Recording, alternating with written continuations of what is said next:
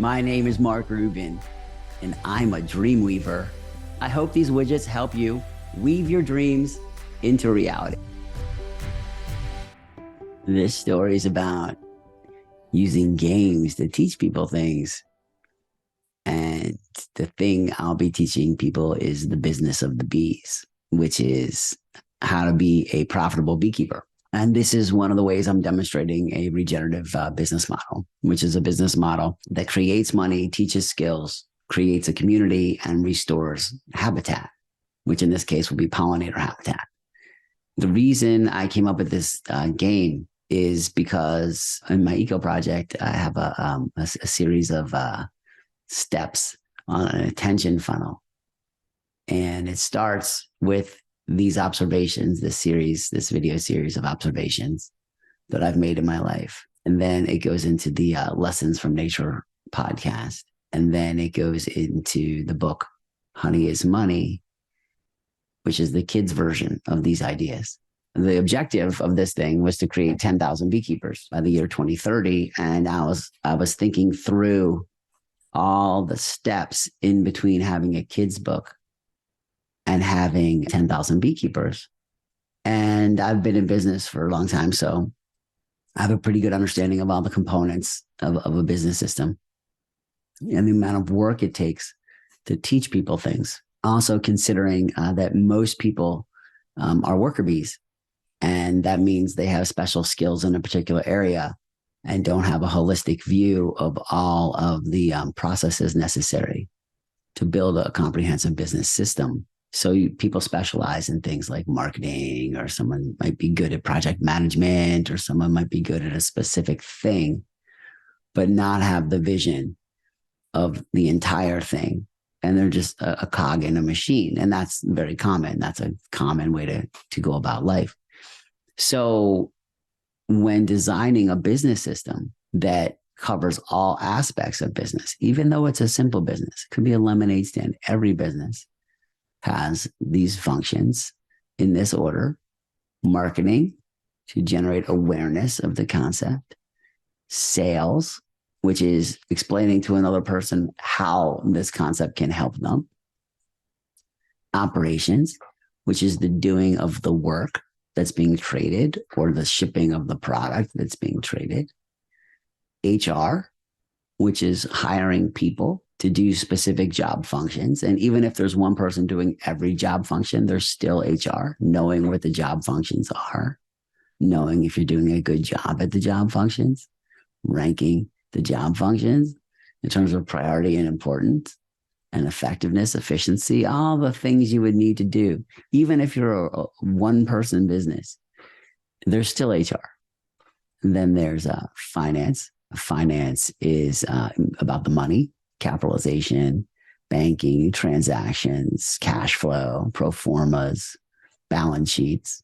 Then there's admin, which is often overlooked, but super critical in terms of reporting, keeping track of things, checking boxes, making sure things happen at certain days at certain times. Then there's special projects, which are things that happen occasionally, but are super important. And organizing projects using like a project plan of like, when does the special project start? Who is responsible for it?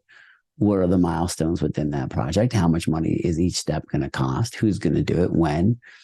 How will you know it worked? These kinds of things. Like, how do you put stuff together in the real world? And that's business. It doesn't matter what, that's every business is that. I was thinking, how would I teach kids that read Honey is Money, or read Honey is Money as kids from age, 3 or 4 and up? How could I convert them into beekeepers when they're physically strong enough to lift bee equipment, maybe at age 10 or 12, I'm guessing, because the bee boxes can be heavy, 40, 50 pounds. And they're a certain height, so you have to be a certain size to be able to heft them. And so there's a gap in time between like a 3 or 4-year-old and maybe like a 12-year-old or 10-year-old, or who knows what it's going to be, that could run this business. And I was thinking, what's the best way to teach somebody these skills? And I thought about it for a second and it's like a game, because it's just a game to me anyway. Business is a game. It's just Monopoly in real life. So the only difference between the board game of Monopoly and having a part, like buying buildings and renting them out, is the color of the money. In the US, it'd be green money if it was real money. And if it's pretend money, it's whatever the colors are in Monopoly. So to me, like the idea that business is a game makes a lot of sense, because we're playing it just with different color paper.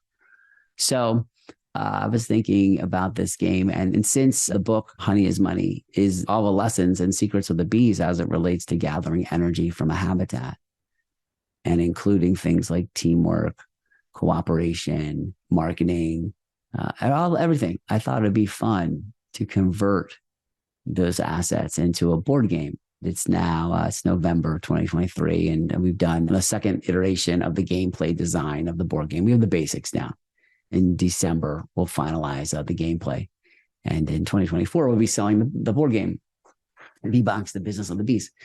The board game covers all those functions: marketing, sales, operations, HR, finance, admin, and special projects, and teaches people about the decision making of the kinds of situations that occur in business as it relates to those areas, and the kinds of decisions that can be made to increase the chances of success. And I'll add a practical component of this about the beekeeping business. If these kids buy this bee kit and play this board game, and they play it well, and all they ever did every summer for 50 summers was take the honey that comes off this beehive and put it into a bank account that has matched the overall US stock market for the past 50 years. If they just took all their honey money and did this game, all the profit, and shoved it in a bank account, then they'll have over $2 million, because time is honey.